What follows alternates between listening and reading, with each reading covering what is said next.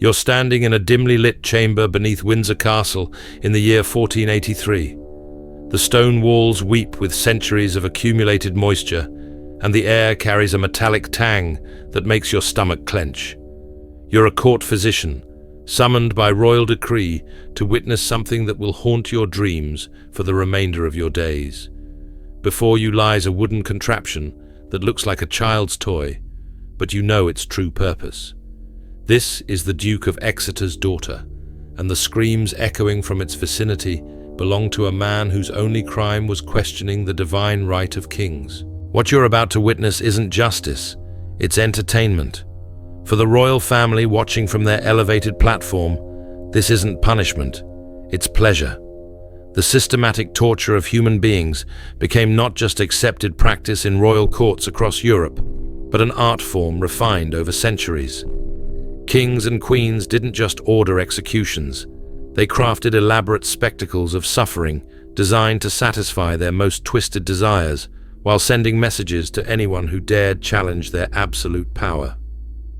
Before diving into these forgotten stories of institutionalized cruelty, if you enjoy learning about the hidden truths of history, consider hitting that like button and subscribing for more content like this.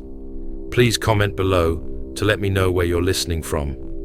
I find it incredible that we're exploring these dark chapters together from different parts of the world, connected across time and space by our shared fascination with humanity's capacity for both greatness and unspeakable evil. The torture chambers of medieval and Renaissance Europe weren't hidden dungeons operated by rogue sadists. They were official government institutions, staffed by trained professionals, equipped with the finest instruments that royal treasuries could purchase. Kings employed master torturers the same way they employed master painters or court musicians, as skilled artisans whose job was to create something beautiful, albeit in ways that modern minds can barely comprehend.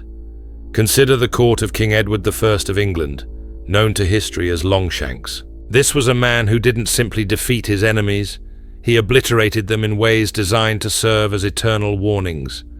When William Wallace was finally captured in 1305, Edward could have ordered a quick execution. Instead, he orchestrated what became known as the most elaborate public torture in English history, a day-long festival of cruelty that drew crowds from across the kingdom. But Wallace's ordeal was just the opening act in Edward's theatre of suffering. The king had developed what court records describe as an almost scientific interest in the limits of human endurance. He maintained detailed logs of various torture methods, their effectiveness at extracting confessions, and their entertainment value for court audiences. His personal collection of torture devices rivaled the armories of lesser kingdoms, each instrument crafted by master metalworkers who took pride in their deadly artistry. The rack, which you might recognize from countless films, was actually considered a relatively merciful device by royal standards. Its operation was simple. Victims were strapped to a wooden frame while their limbs were slowly stretched until joints separated and bones cracked. But Edward's version was different. His master torturer, a man known only as Master Geoffrey, had modified the traditional design with a series of adjustable screws that allowed for precise control over the stretching process. What made Edward's approach particularly sadistic was his insistence on audience participation. Courtiers weren't passive observers. They were encouraged to suggest modifications to the torture, to wager on how long victims would survive, to offer commentary on the proceedings as if they were watching a theatrical performance. Ladies of the court would arrive in their finest gowns, treating torture sessions as social events where they could display their wit and sophistication. One court chronicle describes a particularly elaborate session where Edward was entertaining foreign ambassadors. The victim was a Scottish noble who had been captured during one of Edward's northern campaigns. Rather than proceeding directly to execution, the king ordered what he called a demonstration of English ingenuity. The torture session lasted 6 hours, with breaks for refreshments and musical interludes. The ambassadors were invited to examine the various devices, to ask questions about their operation, and to observe the victims' reactions from different angles. The chronicler, writing decades later, noted that the foreign dignitaries seemed genuinely impressed by the sophistication of Edward's torture methods. They asked for detailed drawings of certain devices, requested meetings with Master Geoffrey to discuss techniques, and inquired about purchasing similar equipment for their own kingdoms. This wasn't viewed as barbarism, it was seen as technological advancement, a demonstration of English superiority in all fields of human endeavour. From England, our journey takes us across the Channel to France, where the court of King Philip IV had elevated royal sadism to an art form that would influence European torture practices for centuries. Philip, known as Philip the Fair, despite his remarkably ugly soul, understood that effective torture required more than just physical pain. True mastery lay in psychological manipulation, in breaking spirits before breaking bodies. Philip's innovations began with his treatment of the Knights Templar, the wealthy military order that had become too powerful for his comfort. Rather than simply seizing their assets and disbanding the order, Philip decided to make their destruction a public spectacle that would demonstrate the absolute power of the French crown. The mass arrest of Templars across France in 1307 was coordinated with military precision, but what followed was pure theatrical cruelty. The king established what he called the Palace of Truth, a dedicated facility within the Louvre where Templar interrogations would take place. The building was designed as much for spectacle as for function. Large windows allowed courtiers to observe the proceedings from comfortable galleries. Elaborate murals depicted biblical scenes of judgment and punishment. Even the torture devices were decorated with gold leaf and precious gems, transforming instruments of agony into works of art. Philip's master torturer, a former monk named Brother Francis, had developed what he called the progressive revelation method. Rather than beginning with the most severe tortures, victims were subjected to increasingly painful procedures over weeks or months. Each session was carefully documented, with scribes recording not just confessions, but detailed observations about the victim's psychological state, their physical responses to pain, and their attempts to resist or bargain. The process began with what seemed like almost gentle questioning. Victims were brought into beautifully appointed chambers, offered wine and food, encouraged to speak freely about their lives and beliefs. Only gradually would the true nature of their situation become apparent. Restraints would be introduced slowly, first soft silk cords, then leather straps, finally iron shackles. The transition from comfort to agony was so gradual that many victims didn't realize they were being tortured until they were already trapped in procedures they could no longer escape. Brother Francis kept detailed notes on the psychological effects of this approach. He observed that victims who were subjected to immediate severe torture often retreated into mental states that made them less responsive to questioning. But those who experienced the progressive revelation method remained psychologically engaged throughout their ordeals, making them more likely to provide the detailed confessions that Philip required for his political purposes. The king himself attended many of these sessions, not as a passive observer, but as an active participant. Court records show that Philip would often suggest modifications to the torture procedures, propose new questions for interrogation, and even operate some of the devices personally. He maintained that hands-on involvement was necessary for a king to truly understand the tools of royal authority. One particularly detailed account describes Philip's interrogation of Jacques de Molay, the Grand Master of the Knights Templar. The session took place over 3 days, with the king present for the majority of the proceedings.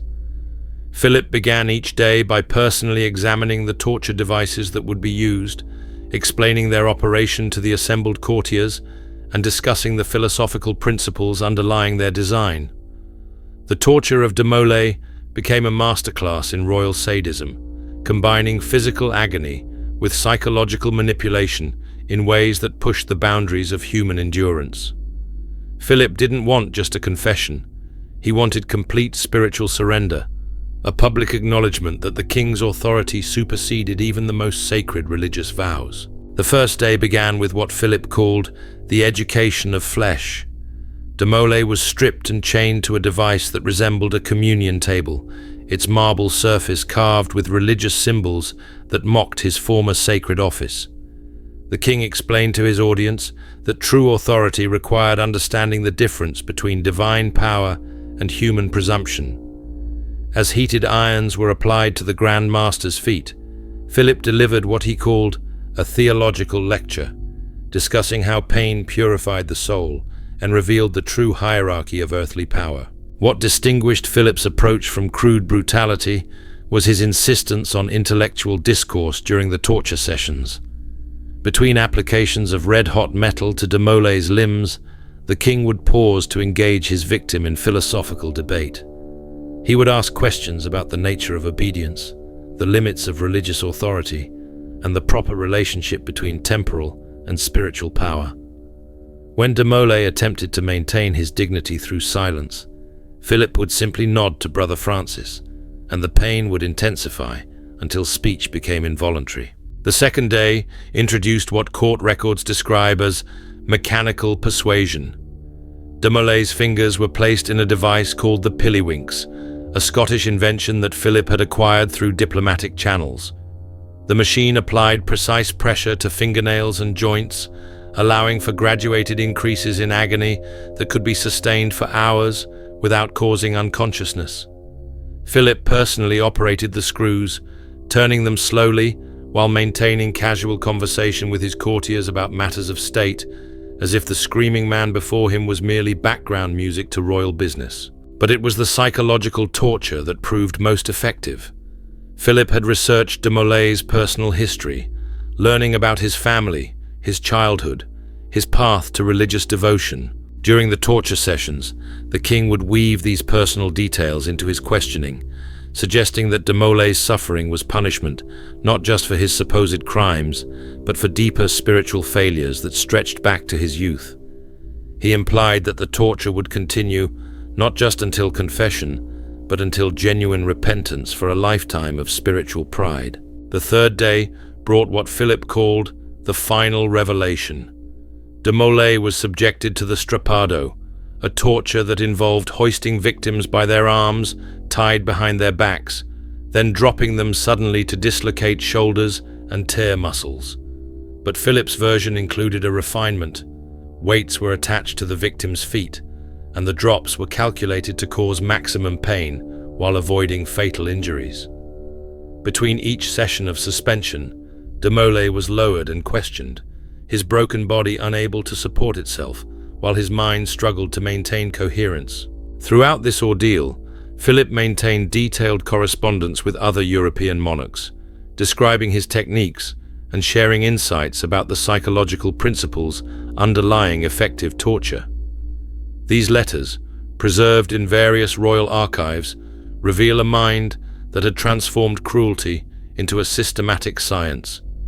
Philip wrote extensively about the importance of pacing in torture sessions, the value of combining physical pain with emotional manipulation, and the necessity of maintaining victims in states of consciousness that maximize their capacity for suffering.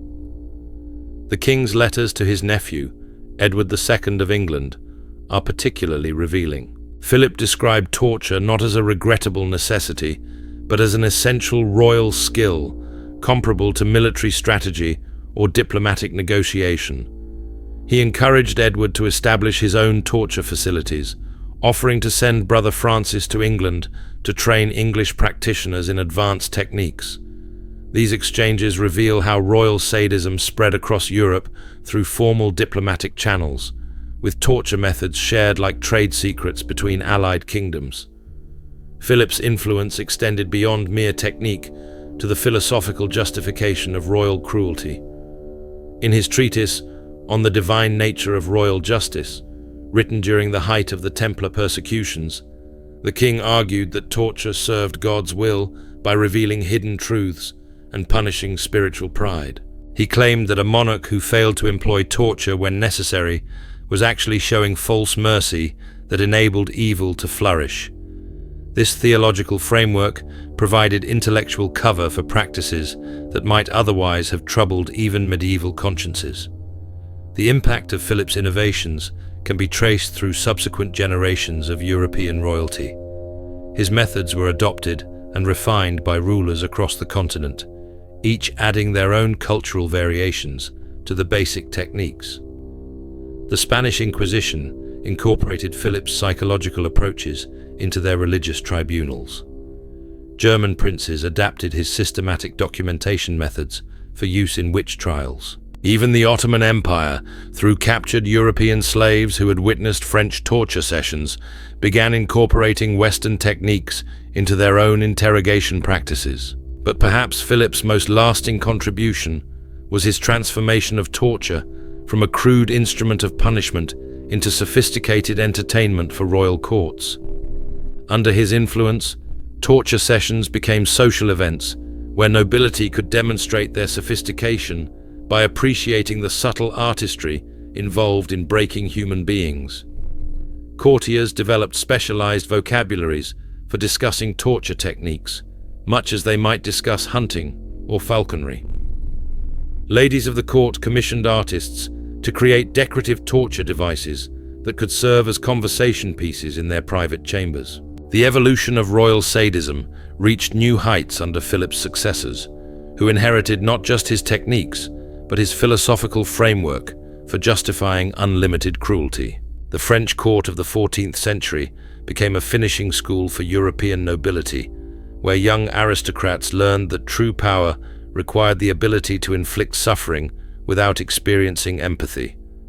These lessons, passed down through generations of royal families, would influence European political culture for centuries to come. As our journey through these chambers of calculated cruelty continues, we begin to understand that what we're witnessing isn't simply historical brutality, but the systematic development of torture as a tool of political control and personal entertainment. These weren't isolated incidents of royal madness, but carefully planned programs designed to demonstrate that absolute power included the absolute right to cause suffering. The transformation of torture from punishment into performance art reached its most sophisticated expression in the court of Isabella of Castile, a queen whose public image as a pious Catholic monarch masked appetites that would have impressed even Philip the Fair. Isabella understood that effective royal sadism required more than just physical brutality. It demanded psychological sophistication that could break minds as thoroughly as bodies. Isabella's contribution to the evolution of royal torture lay in her recognition that religious authority could sanctify even the most extreme cruelty. Where previous monarchs had justified torture as political necessity, Isabella elevated it to divine mandate. Her establishment of the Spanish Inquisition in 1478 created the perfect institutional framework for combining religious fervor with sadistic pleasure, all under the protective banner of defending the faith. The Queen's personal involvement in torture sessions went far beyond the ceremonial attendance practiced by her predecessors. Isabella had constructed a private viewing chamber adjacent to the main interrogation hall, equipped with one-way mirrors that allowed her to observe proceedings without being seen by victims. But observation wasn't enough. She demanded active participation in the proceedings, communicating with torturers through an elaborate system of hand signals that allowed her to direct the sessions like a conductor leading an orchestra. Court records from this period reveal Isabella's fascination with what she called the architecture of agony. She commissioned detailed architectural plans for torture chambers that would maximize both the efficiency of pain infliction and the aesthetic pleasure of observation. These chambers featured raised galleries for noble spectators, adjustable lighting systems to highlight victims' suffering, and acoustic designs that amplified screams while allowing clear communication between torturers and their royal audience. Isabella's most innovative contribution was her development of what became known as the ceremonial torture, elaborate multi-day proceedings that combined religious ritual with systematic cruelty. These events followed strict protocols that had been codified in manuals distributed to Inquisition offices across Spain. The ceremonies began with formal charges read in Latin, continued through graduated applications of torture designed to extract increasingly detailed confessions, and concluded with public sentencing that often led directly to execution. But the Queen's true genius lay in her understanding that the most effective torture targeted not just the body, but the victim's deepest beliefs and relationships. Isabella's interrogators were trained to identify each victim's most cherished values, their faith, their family, their personal dignity, and then systematically destroy these psychological foundations through carefully orchestrated cruelty. A devout converso might be forced to blaspheme while being tortured, creating spiritual anguish that exceeded even physical pain. A loving parent might be forced to watch their children subjected to preliminary tortures, breaking their will more completely than any direct assault on their own body.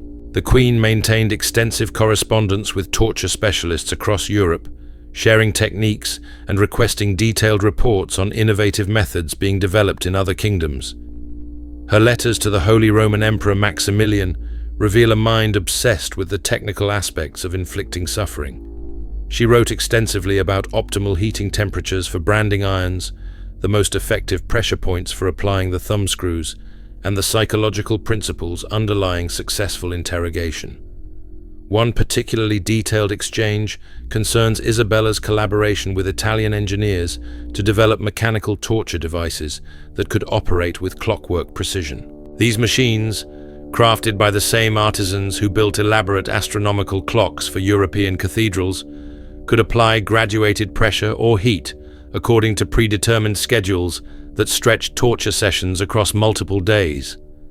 The devices included built-in documentation systems that recorded victims' responses, creating detailed databases of human reactions to various forms of systematic cruelty. Isabella's influence on European torture practices extended beyond mere technique to fundamental changes in how royal courts conceptualized the relationship between power and suffering. Under her guidance, torture evolved from a crude instrument of coercion into a refined expression of absolute authority. Courtiers began to view sophistication in torture methods as a mark of cultural advancement, leading to competitive innovation between kingdoms that pushed the boundaries of human endurance.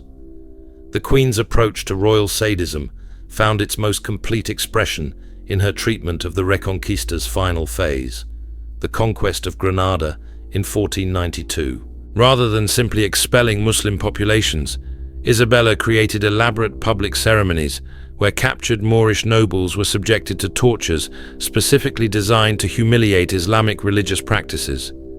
These spectacles served multiple purposes, demonstrating Christian triumph, entertaining Spanish nobility, and providing Isabella with opportunities to personally direct the systematic destruction of human beings who represented everything she claimed to oppose. One contemporary chronicle describes a particularly elaborate ceremony where Isabella personally supervised the torture of the last Moorish king of Granada. The session took place in the newly constructed Cathedral of Granada, built on the site of the city's former Great Mosque. The symbolic significance wasn't lost on anyone present.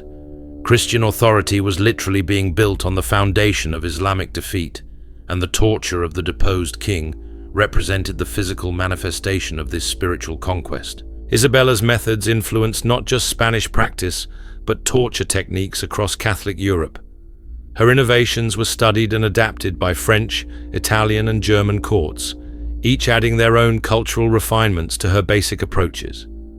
The Papal States incorporated her religious justifications into their own judicial procedures. The Holy Roman Empire adopted her documentation methods for use in heresy trials.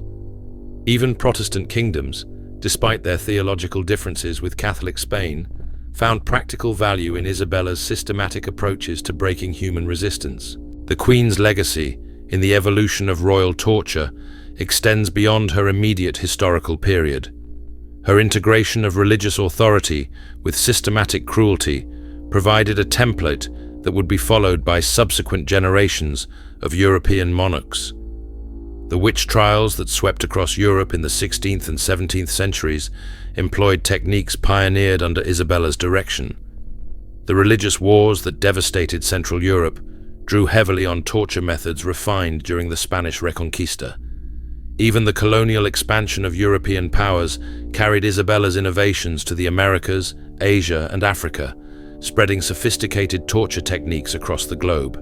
But perhaps Isabella's most significant contribution was her demonstration that royal sadism could be made socially acceptable through proper religious and legal frameworks. By clothing extreme cruelty in the language of divine justice and ecclesiastical authority, she created mechanisms that allowed entire societies to participate in or approve of systematic torture without experiencing moral conflict. This psychological innovation proved far more lasting than any specific torture technique, providing future tyrants with intellectual tools for justifying unlimited cruelty. The evolution of these practices reached new heights of sophistication under Isabella's successors, who inherited not just her techniques, but her philosophical framework for transforming sadism into statecraft. The Spanish court of the early 16th century became a training ground for European nobility, where young aristocrats learned that effective rule required the ability to orchestrate human suffering with the same skill they applied to music or poetry. As we trace the development of royal torture through these successive innovations, we begin to see how individual acts of cruelty accumulated into systematic programs that shaped entire civilizations. What began as crude applications of physical force evolved into sophisticated technologies of human destruction that combined the latest advances in engineering, psychology, and religious thought. These weren't the products of primitive barbarism, but of highly educated, culturally sophisticated societies that had chosen to direct their intellectual achievements toward perfecting the art of inflicting suffering. The chambers where these innovations were developed and refined still exist in many European castles and palaces, though most have been converted into museums or storage areas. Tour guides rarely mention their original purposes, preferring to focus on the architectural beauty or historical significance of these spaces. But the stones remember what happened within these walls, and the careful observer can still detect the modifications that were made to optimize these rooms for their terrible purposes. The drainage systems designed to handle blood, the acoustic features that amplified screams, the sight lines that allowed royal observers to witness every moment of their victim's agony. These architectural remnants tell a story that extends far beyond individual acts of cruelty to reveal the systematic nature of royal sadism as it evolved across centuries of European court culture. The stone channels carved into chamber floors weren't random decorative elements. They were carefully engineered drainage systems designed by master masons who understood exactly what liquids would need to flow away from torture tables. The iron rings embedded in walls at precisely calculated heights weren't meant for hanging tapestries. They were anchor points for devices whose purposes become clear only when you understand the mechanics of human anatomy under extreme stress. Moving east across Europe, we encounter the court of Ivan IV of Russia, known to history as Ivan the Terrible, whose approach to royal torture represented a cultural fusion of Byzantine sophistication and Mongol brutality that created entirely new categories of systematic cruelty. Ivan's innovations stemmed from his understanding that effective royal sadism required not just physical destruction, but the complete annihilation of his victims' social identities and family legacies. These torture chambers stand today as monuments to humanity's darkest impulses, their stones bearing silent witness to centuries of calculated cruelty disguised as justice. The techniques perfected by Edward, Philip, and Isabella didn't disappear with their deaths. They evolved, spreading across continents and through generations of rulers who understood that true power lay not in governing wisely, but in demonstrating absolute dominion over human flesh and spirit. The next time you walk through a medieval castle or palace museum, remember that behind those beautiful tapestries and ornate carvings lie chambers where human screams once provided entertainment for kings and queens who had transformed sadism into art. History remembers these monarchs as great rulers, but their true legacy lives in the sophisticated methods of suffering they bequeathed to future tyrants. The torture may have ended, but the lesson remains. Absolute power doesn't corrupt, it reveals.